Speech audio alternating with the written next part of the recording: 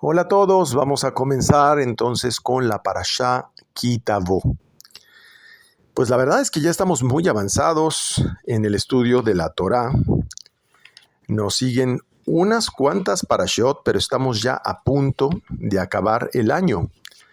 Y justamente por eso son los mensajes que están pues plasmados en estas últimas parashot. Ki Tavo es una parashá, la verdad, relativamente corta. Si analizáramos el texto, tiene una sección de lo que se llaman las tojajot, las maldiciones, y es profundísimo entender cada una de esas maldiciones. La verdad es que cada una de ellas las intenté leer, comprender. Creo que su gran mayoría las pude descifrar gracias a Kadosh Baruj Hu y a mi maestro que poco a poco nos ha ido entrenando. Pero la verdad es que es compleja a pesar de que es corta.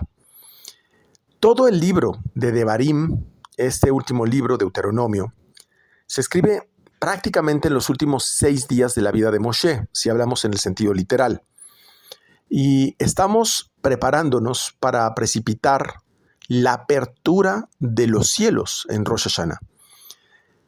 Me hacían una pregunta los alumnos esta semana que realmente si podíamos ahondar en los temas de Rosh Hashanah, y yo les pediría que por favor a partir de Rosh Hodesh, del mes de Libra, la verdad empiecen a repasar todas y cada una de las parashot, porque Rosh Hashanah, la verdad es que no empieza a los 40 días del mes de Rosh Hodesh Elul.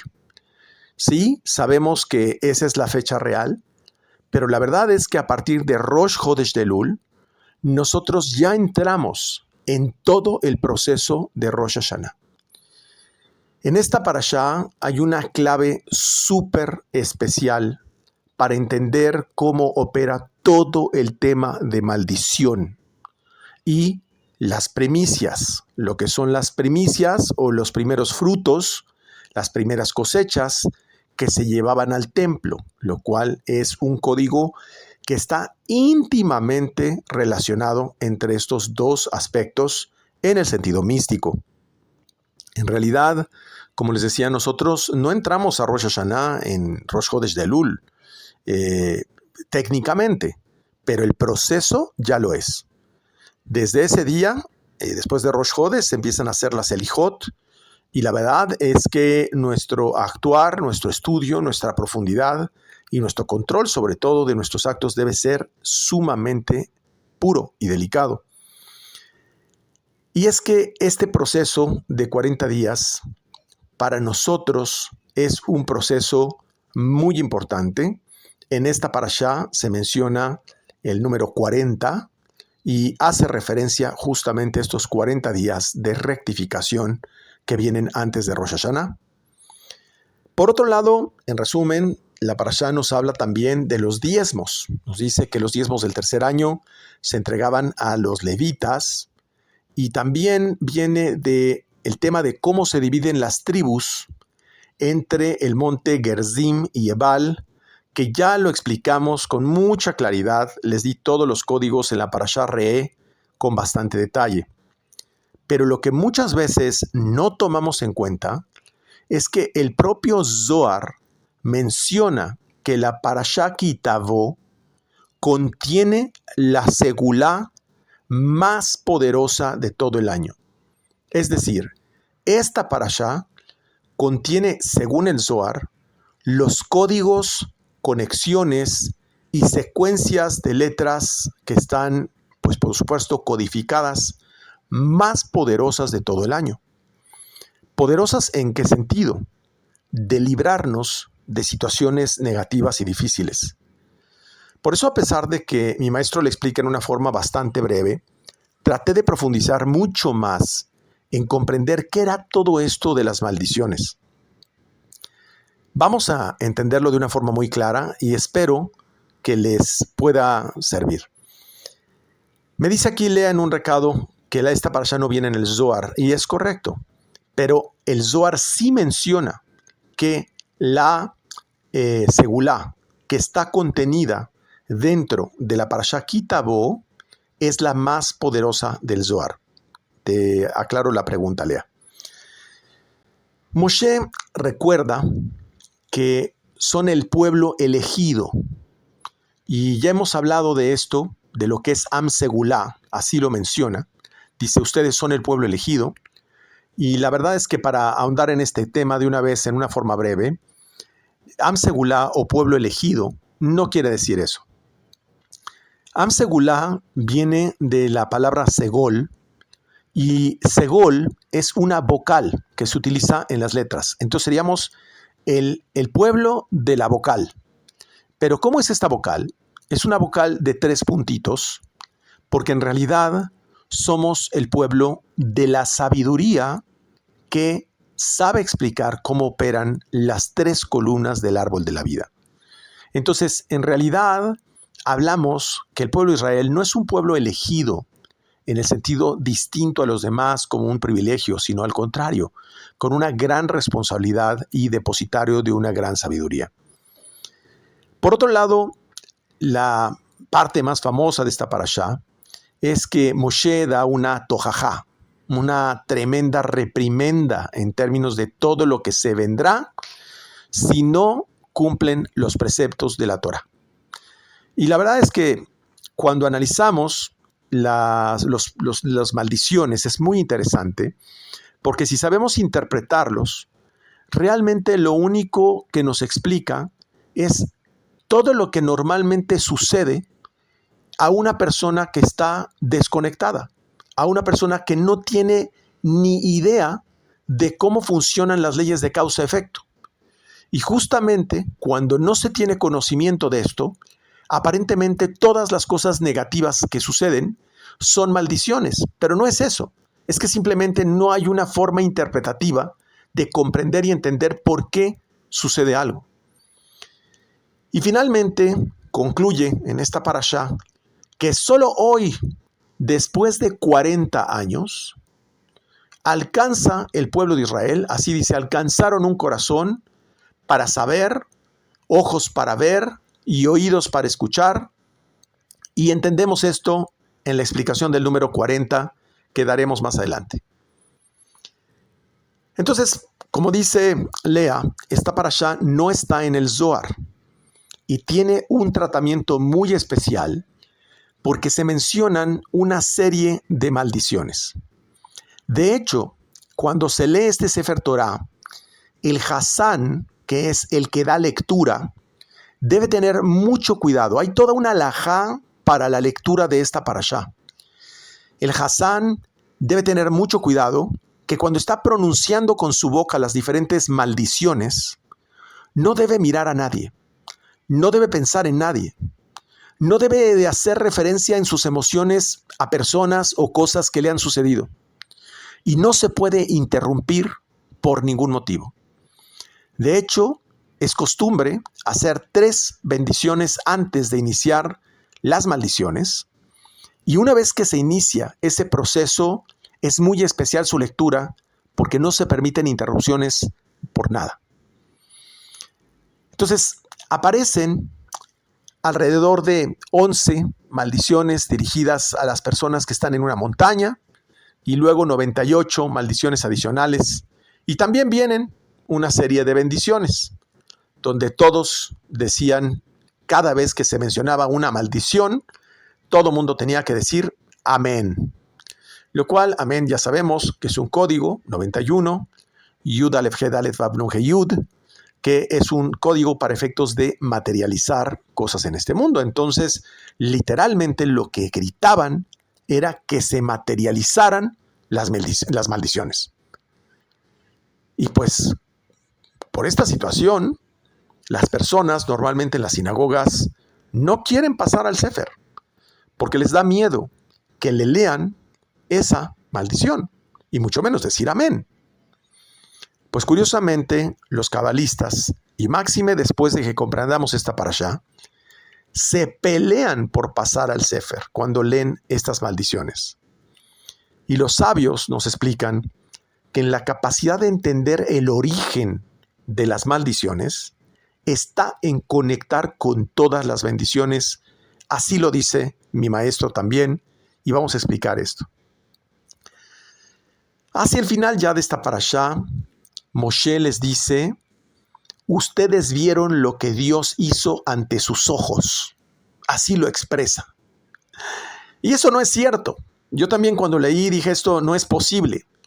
Porque todas las personas a las cuales les dice eso Moshe, es una generación nueva que todos los que vieron el proceso de la salida de Egipto ya se habían muerto en el desierto. Por lo menos la mayoría de esa generación, salvo incluso hasta Aarón ya se había muerto. Entonces, pues la verdad es que es incongruente el decir que ustedes vieron lo que Dios hizo ante sus ojos. De ahí comprendemos que eran los mismos, que era la generación y la reencarnación de aquellos que en el desierto habían estado en Egipto. Pero dice, Yud-Ke Vav-Ke no los dotó, dice, los dotó de un corazón que vean y oídos que escuchen, y lo dice hasta este momento. Entonces, quiere decir que esta parashá nos va a permitir entender que todo este proceso que viene dentro de la literalidad y lo que aparentemente parece una serie de sufrimientos del pueblo de Israel en la Torá, en realidad no es un sufrimiento, sino que conlleva una profunda explicación de lo que es en realidad el proceso de maduración espiritual y un proceso de rectificación del que hemos venido hablando. Por lo tanto, todos esos procesos, ahora sí los vamos a comprender, no es que sea malo, no es que sea un sufrimiento, es que no alcanzamos a comprender el proceso de rectificación que significa una maldición para que entonces se convierta en bendición. Pero les soy sincero, no es tan fácil comprender esto.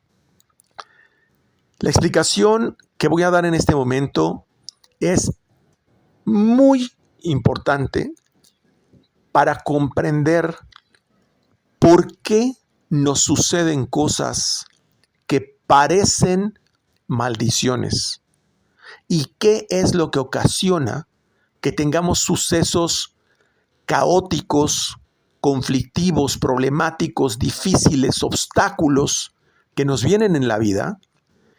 Y no solamente eso, también muchas veces enfermedades o conflictos con personas. Esta parashá es una gran bendición en ese sentido. Por eso es la segulá más importante, lo menciona el Zohar, donde esta segulá nos explica cómo poder transformar cualquier evento caótico en un elemento de bendición en nuestra vida. Vamos a tratar de entender esto conforme a una explicación que encontré muy bonita del Arizal. Lo primero que tenemos que comprender es que con base en la distribución de las tribus, unas tribus tenían que estar en la montaña de Gerizim, la otra de Ibal, ya lo explicamos, y les tocan las maldiciones a los que están en la montaña, ¿no? Les corresponde a Rubén, Gad, Asher, Zebulún, Dan y Naftalí. Y luego las bendiciones les tocan a Shimón, Leví, Yehudá y Zahar, que en realidad mencionan lo que es Yosef, o que es Manashe, y Benjamín. Aquí hay algo muy interesante. El Ari explica que no hay relación alguna en el sentido de que una tribu estuviera en una o en otra montaña. No habría ningún tipo de perjuicio que una tribu le hubiera tocado la montaña de bendición o la montaña de maldición. Y conforme a la Cábala, lo mejor hubiera sido hipotéticamente estar en el lugar donde estaban las maldiciones. De hecho, las tribus más fuertes, eso sí, Rubén, Gad, Asher, Zebulún, Dan y Naftalí, que eran las tribus de mayor fortaleza, son las que estaban en la montaña de las maldiciones. Entonces, el Ari comienza a discutir todo esto y entonces de entrada nos empieza a caer la primera enseñanza donde da igual estar del lado de la bendición o del lado de la maldición si entendemos que este mundo no lo comprendiéramos de forma bicefálica, es decir, a través de bueno y malo, arriba, abajo, a través de esa dualidad, sino que maldición y bendición están contenidas en un solo elemento. Es en realidad lo mismo, pero vamos a entender qué es lo que provoca que una situación se vuelva aparentemente caótica y, por supuesto, eso sí lo quiero decir, desagradable cuando no comprendemos por qué nos sucede. Ya hemos explicado acerca de los 11 ingredientes del incienso, explica el Ari, y del cuero de cabras que se utiliza en el tabernáculo como una especie de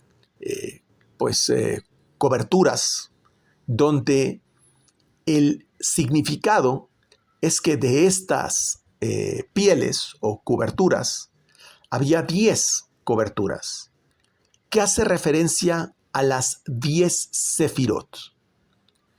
Y hacemos referencia a que los 11 ingredientes de la Ketoret hacían la rectificación de aquellas cosas que no estaban perfectas. Cuando hablamos de 10 sefirot, está todo completo. Está en un estado de kedushá, de santidad. Pero también sabemos que hay otras 10 sefirot, explica el Ari, de egoísmo o de la negatividad.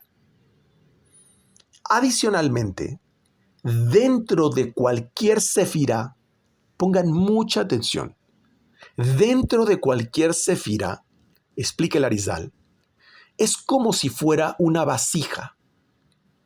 Dentro de esa vasija hay una chispa de luz divina.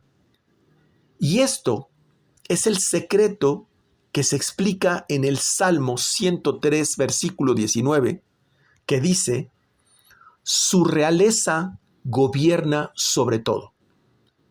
Se refiere a las 10 sefirot que tienen esa esencia divina que está siendo gobernada por el Creador.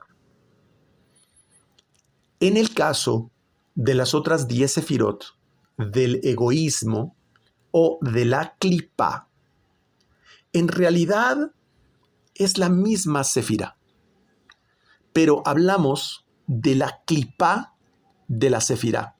Es como si fuera una capa que no permite acceder a la esencia divina que está adentro. Mi maestro lo ha explicado que es como una nuez que tiene una cáscara muy dura, de sabor desagradable, difícil y dura de moler, pero adentro hay una nuez que es muy dulce. La cáscara de la nuez sería la clipá y la dulzura de la nuez sería la sefirá, propiamente. ¿Cuál es la diferencia? Explica el Ari. Prácticamente las 10 sefirot de la clipá o del egoísmo son prácticamente lo mismo que las 10 sefirot que tienen una esencia siendo gobernada por el Creador, con una pequeña diferencia. Las primeras que mencioné, las sefirot, están compuestas de esencia y vasija, es decir, una fuerza, un poder, una energía y la vasija. Explico algo aquí, abro un paréntesis.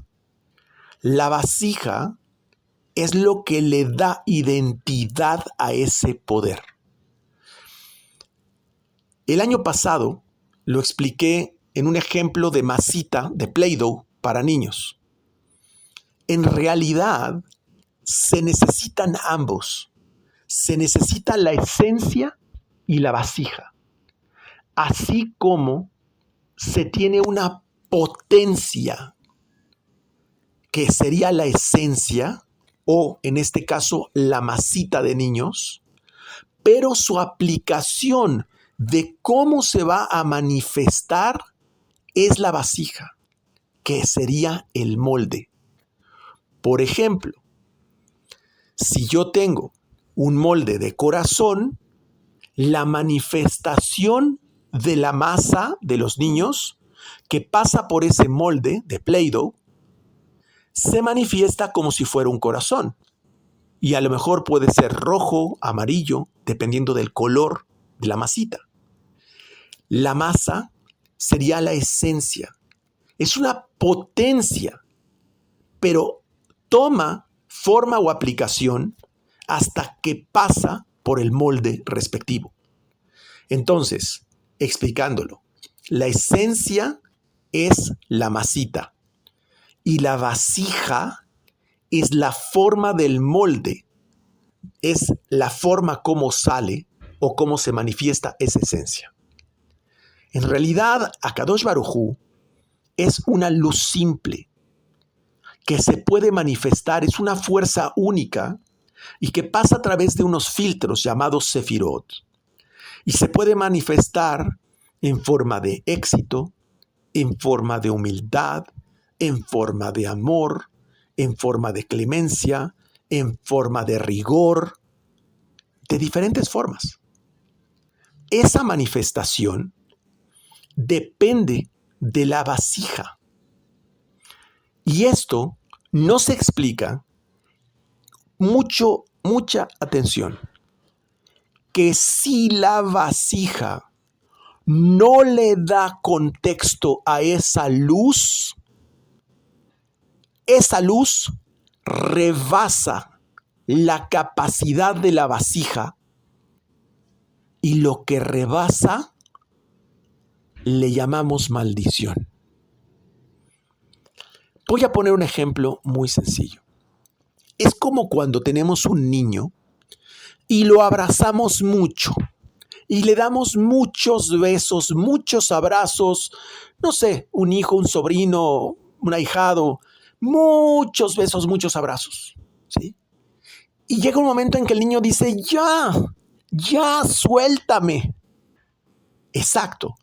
Al principio, la manifestación la logra contener y le resulta agradable. Pero una vez que se satura y lo rebasa esa emoción, resulta desagradable para el niño y el niño quiere zafarse, salirse.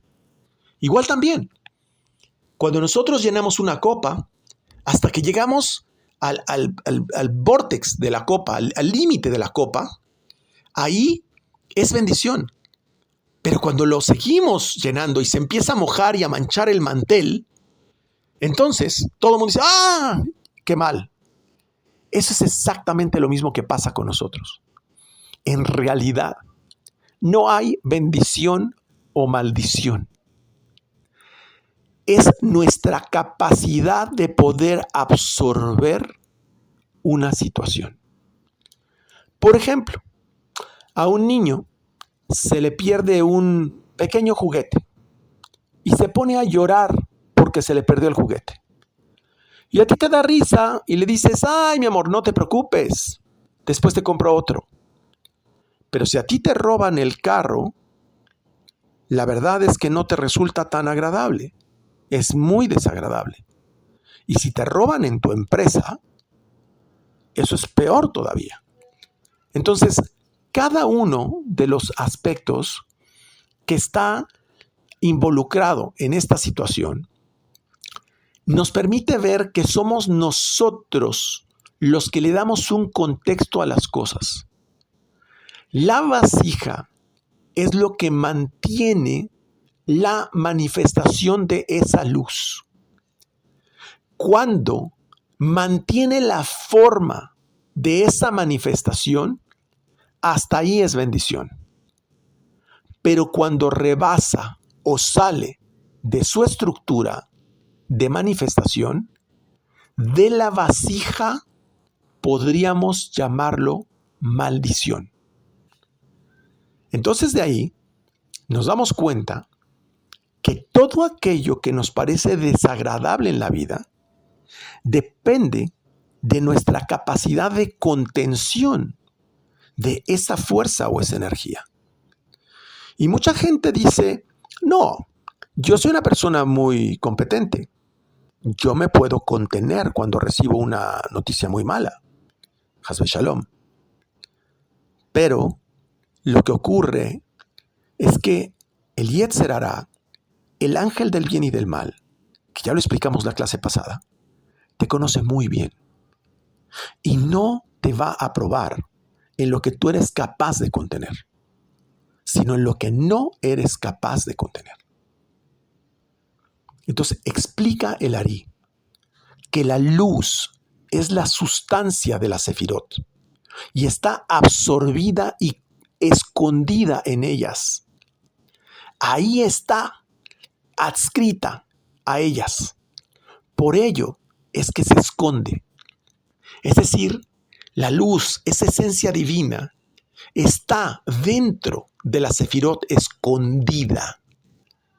De ahí que, pues dice mi maestro, que siempre la bendición está escondida dentro de la maldición, o también dice, Akadosh Baruj Hu se esconde en nuestros problemas.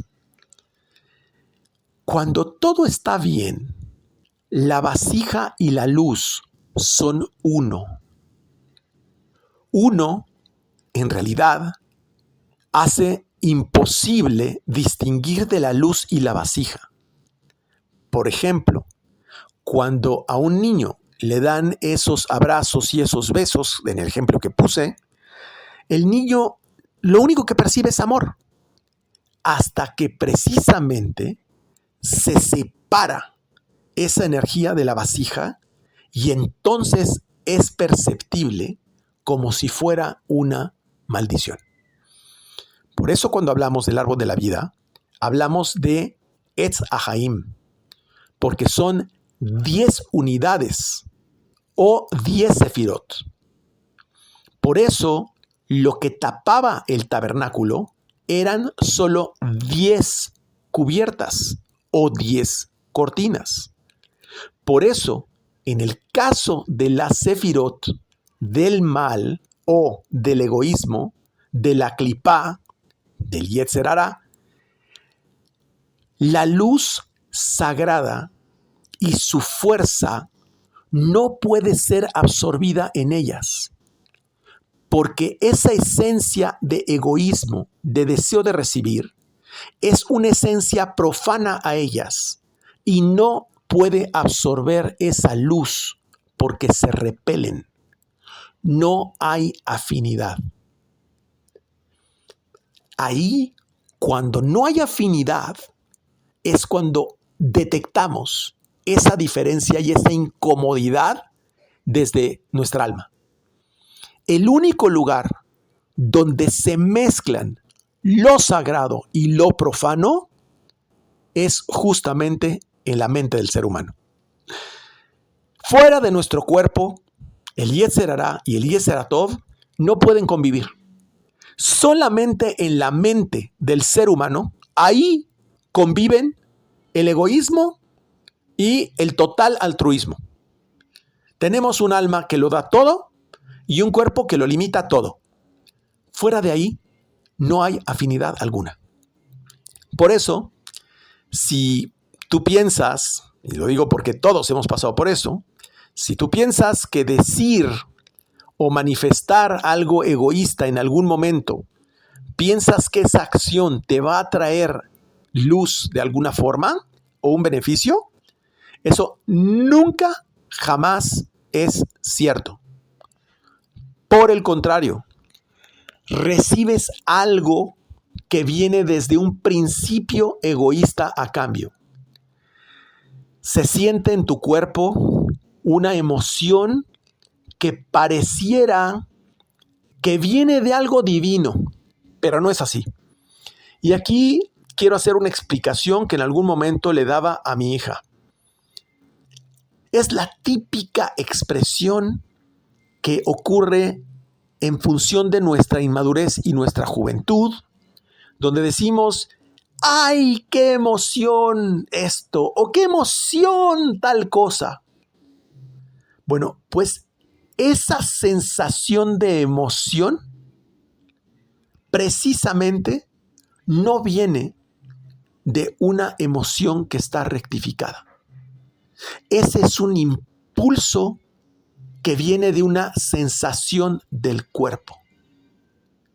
Es en realidad, y lo vamos a explicar, esa es una primicia. Ese es un primer impulso. Es un préstamo que te hace el Satán, es decir, la percepción a través de los 5 sentidos. A través de estos 5 sentidos, para que después veas que no es cierto.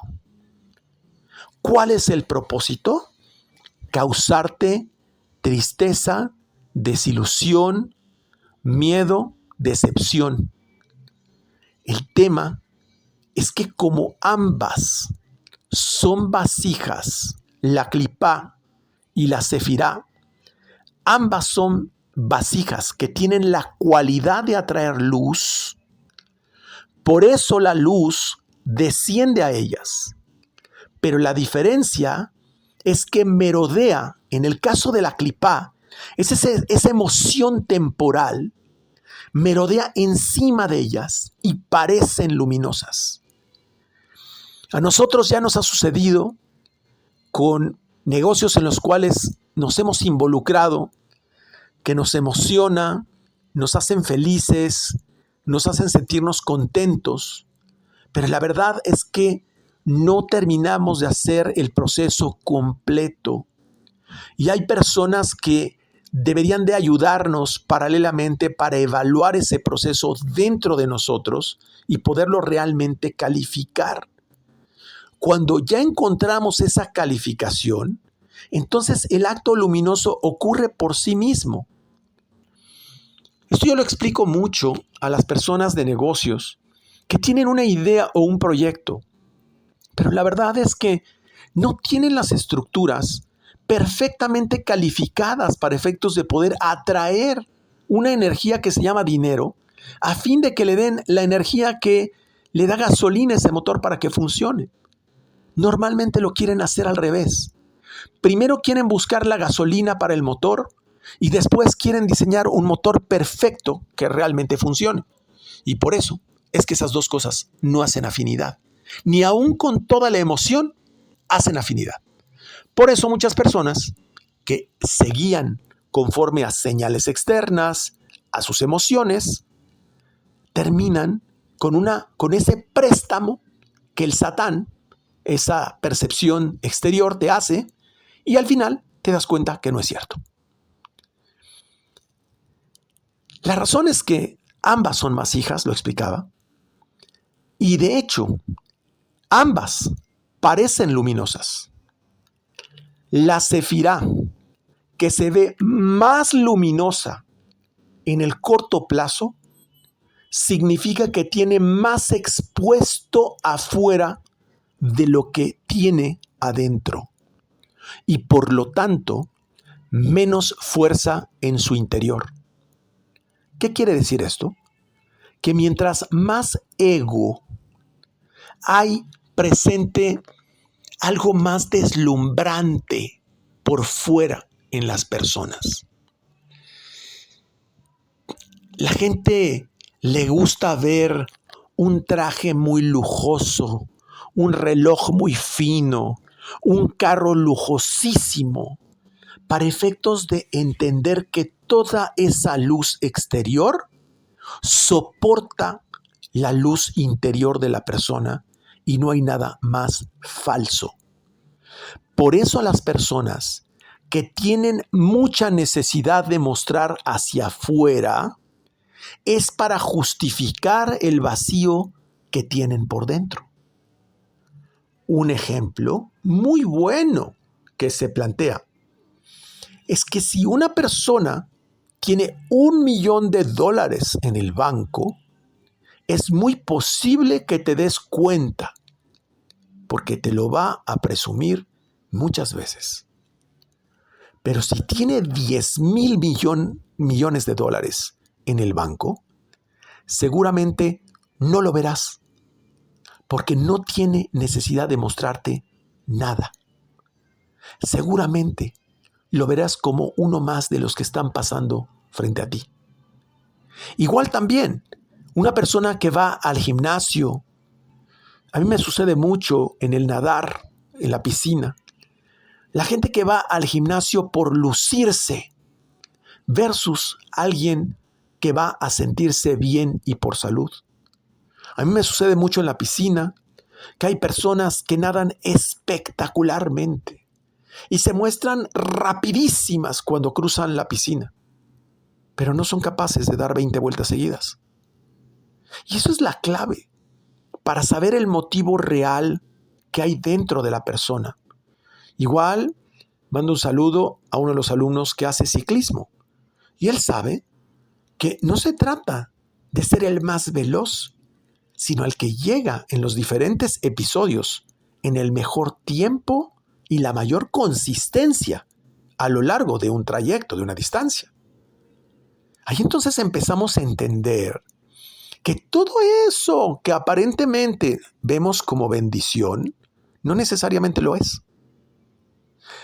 Explica el Ari que de esta luz que merodea alrededor de la Sefirot, precisamente viene el número 11. Por eso mencioné el tema de la Ketoret. La Ketoret tiene esa capacidad. Ketoret viene de Keter. Y como Keter es una luz, una fuerza que todo lo llena, lo que hace Keter es complementar la parte faltante hasta volver a llenar en su total esa sefira. Porque la esencia de lo que genera a la gente la percepción de lo que es una maldición en su vida es justamente lo que no penetra en la sefirot. Keter lo que hace es que tiene una fuerza tal que penetra en la sefirot y por eso corrige ese exceso que hay en algo. De este número 11, en realidad, dice el Zohar, claro, no en esta parashá, sino explica el Zohar en otras parashiot, que aquel que agrega en realidad está restando. Es decir, cuando hay más de 10 sefirot, es que está restando. La parte que rebasa de energía es porque no pudo ser contenida.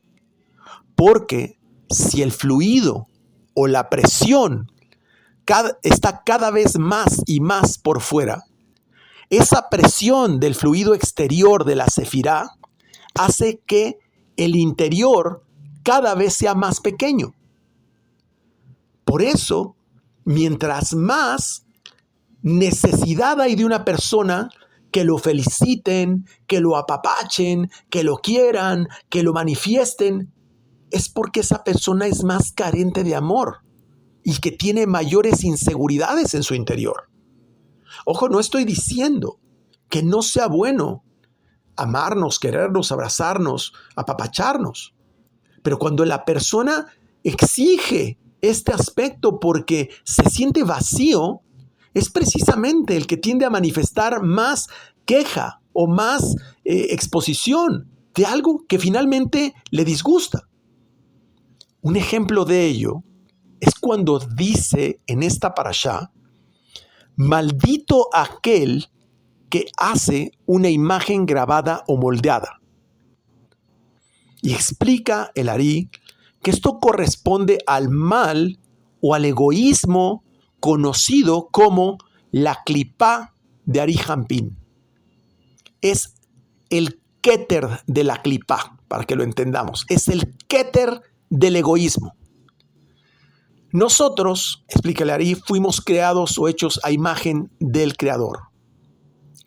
Y cuando nosotros queremos ser o seguir algo que ya existe o que fue creado de algo físico, lo hace su Dios.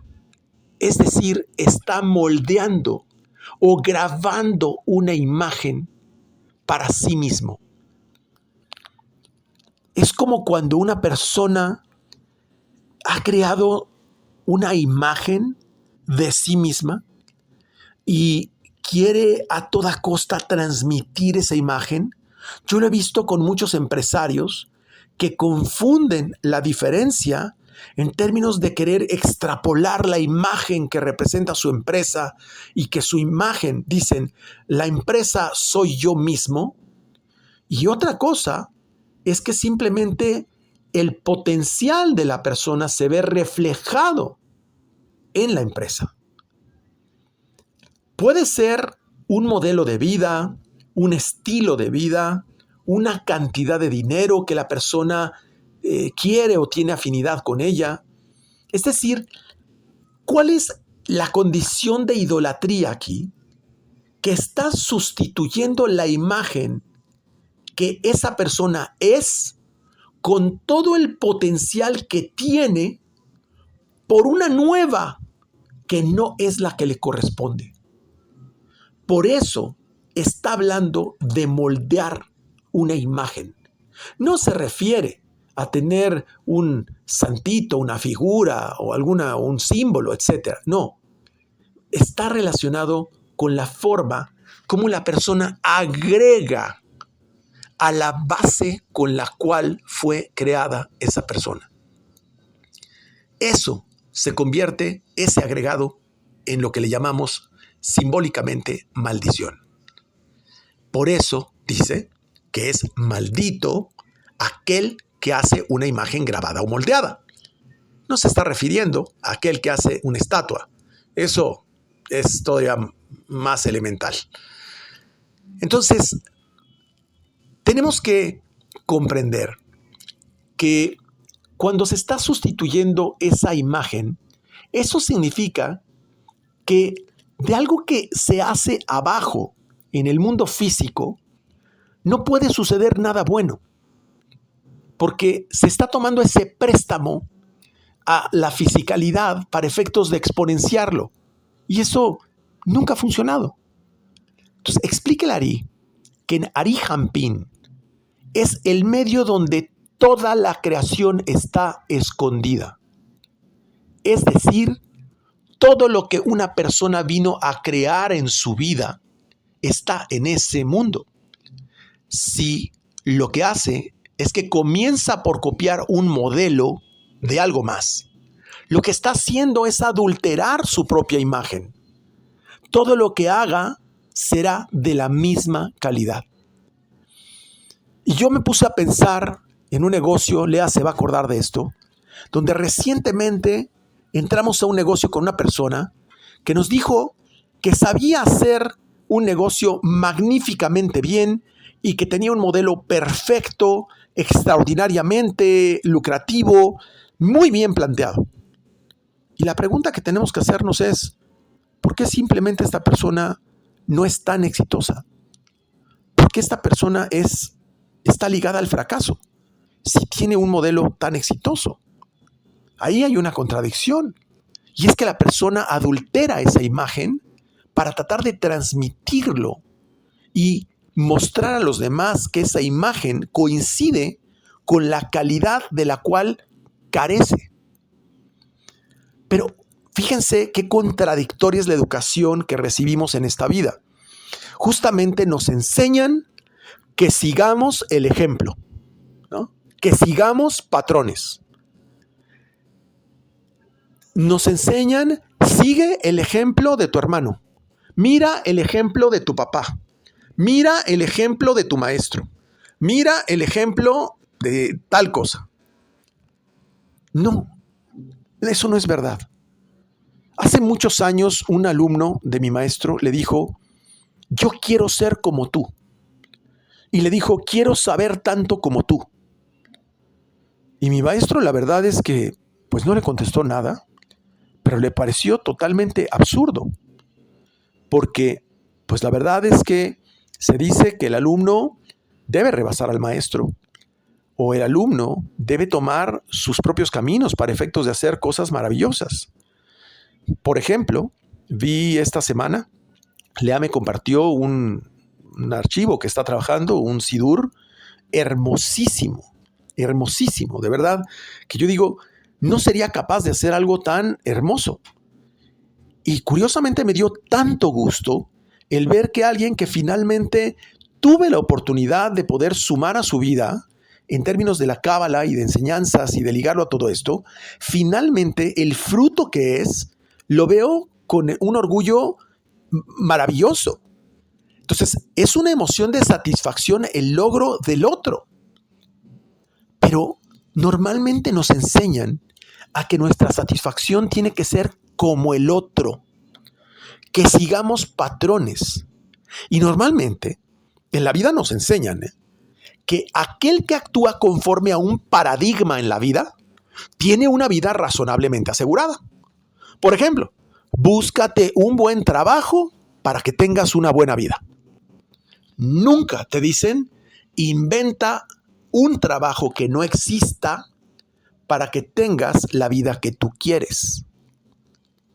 Pero el ejemplo a seguir en realidad, esto ya es en verdad, es el ejemplo de perfeccionar nuestras propias virtudes, siguiendo un propósito de elevación hacia el Creador, no hacia otro ser humano o un patrón ya creado.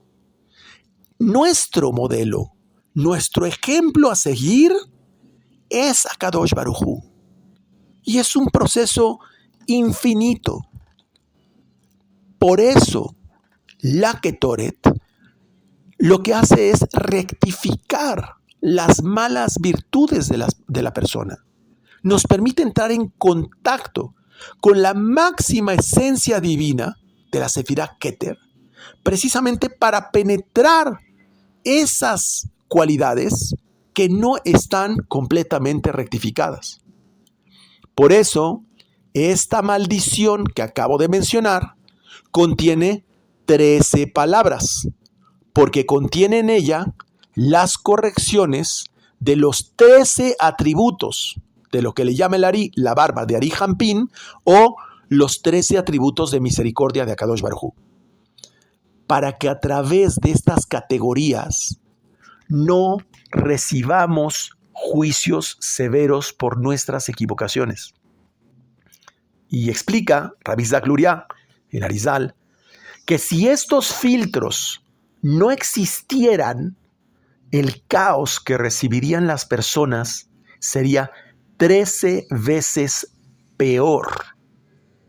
Pero la gente no comprende que las situaciones duras que se viven en la vida no es más que una consecuencia de su interior manifestado.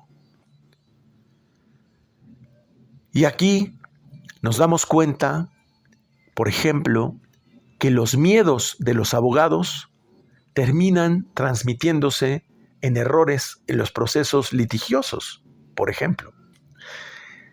La segunda de las maldiciones dice, maldito aquel que insulta a su padre o a su madre. Y esta maldición, por supuesto, ya sabemos que padre es Jochma y Biná es madre. Abba e Ima son dos intelectos. Cuando decimos insultar a Jochma o Biná, es aquel que simplemente no conecta ni con la meditación ni con el Shabbat. Es aquel que está desconectado de su fuente creadora. Por eso insulta a su padre y a su madre. Las próximas 5 maldiciones corresponden a Keter, Jochma, Biná, Gesed, Geburá, desde Erampín. Pero uno de los alumnos del Ari, Rabí Jaim Vital, explica que nunca el Ari detalló de las 5 sefirot cuál corresponde a cuál de las maldiciones.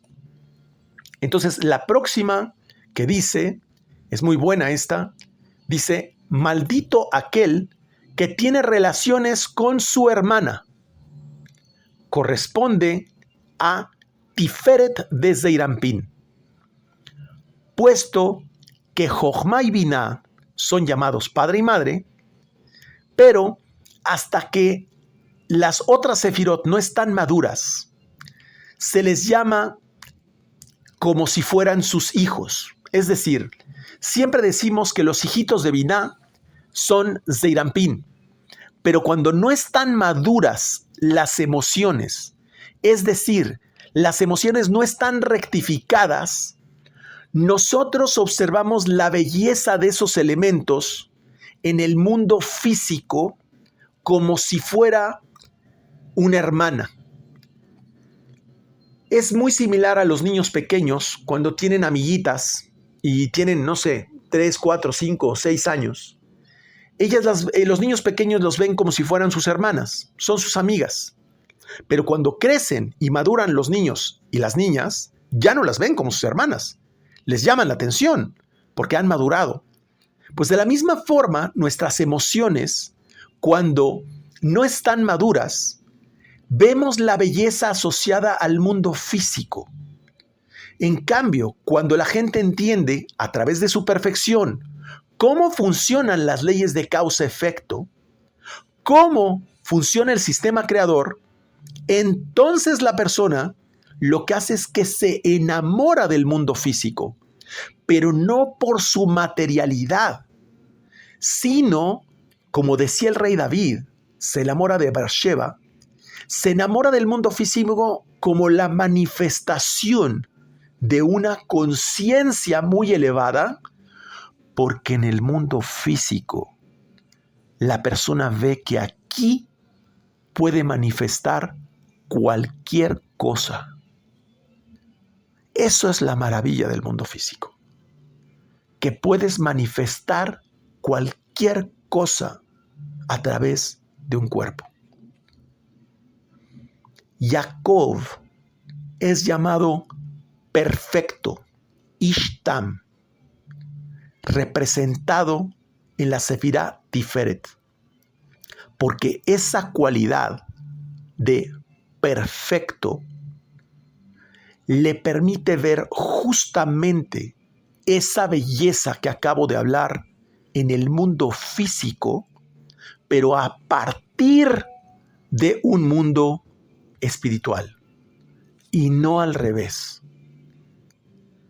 Es la razón por la cual reconoce a Malhut, el mundo físico, como un reflejo de ese estado de conciencia. Y es como si fuera su hermana. Ya es diferente. Por eso dice precisamente esta maldición, la vuelvo a repetir, dice, maldito aquel que tiene relaciones con su hermana, es decir, aquel que se relaciona con Malhut a partir de la materialidad y no aquel que encuentra la manifestación de su conciencia espiritual en Malhut. No reconoce el reflejo en el mundo físico. Por eso alguien que recibe una situación aparentemente negativa en el mundo físico es maldito porque no reconoce ese reflejo de sí mismo en el mundo físico. Igualmente es el Zera Levatalá. Precisamente por eso se refiere a su hermana en el mundo físico, porque no reconoce que su semilla es la manifestación de su estado de conciencia en el mundo físico y que cuando la persona produce el onanismo, cuando la persona induce la masturbación en sí, lo que está manifestando en el mundo físico es su propio ego, de su propio placer para satisfacerse a sí mismo. Eso es una vida muy maldecida. Es aquel que no logra contenerse a sí mismo porque no logra reconocerse en el reflejo de su estado de conciencia en Malhut. Esta explicación no la da tal cual el Arizal, pero se las doy a ustedes porque de verdad es un regalo hermosísimo comprender a lo que se refiere esta situación. Y luego mencionan otras 3 maldiciones que se les suman a esto, ¿no?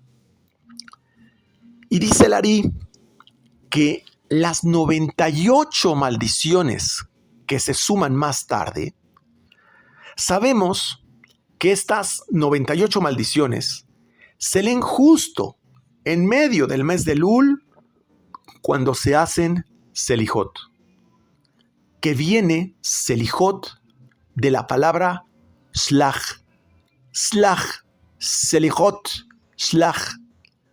La palabra Shlach vale 98. Por eso, las 98 maldiciones, Shlach. A diferencia que las primeras 11 solo vienen del egocentrismo, las cuales estuve explicando brevemente hace unos minutos, las 98 maldiciones que están en la sexta aliyá, ojo, sexta aliyá corresponde a Yesod. Tiene que ver con todas las imperfecciones y cortocircuitos creados en el nivel de Yesod en la impureza sexual. Esto hace relación con el significado, la venganza que trae la espada del pacto. Así dice en la parashá, que recibirás la venganza que trae la espada del pacto. Se refiere al Zera Levatalá y a la impureza sexual. Todo esto ya lo hemos explicado detalladamente en otras parashiot. Solo que aquí no se refiere a la circuncisión específicamente. No se refiere al pacto de la Brit Milá. No se refiere específicamente al Zera Levatalá, sino la venganza que trae la espada del pacto, explica el Ari, se refiere a toda la Torá. Porque aquel que cuida su pureza sexual es como si cuidara toda la Torá.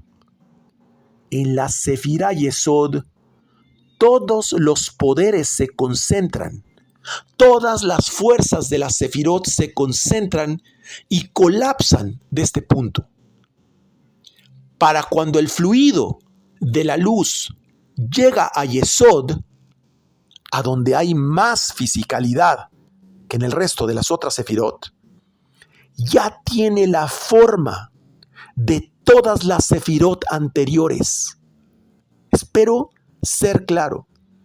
Cuando nuestra parte intelectual y emocional se vierte al nivel de la sexualidad, ya contiene todos los pensamientos y todas las emociones en un formato tal que lo que se va a manifestar ya contiene todos esos elementos.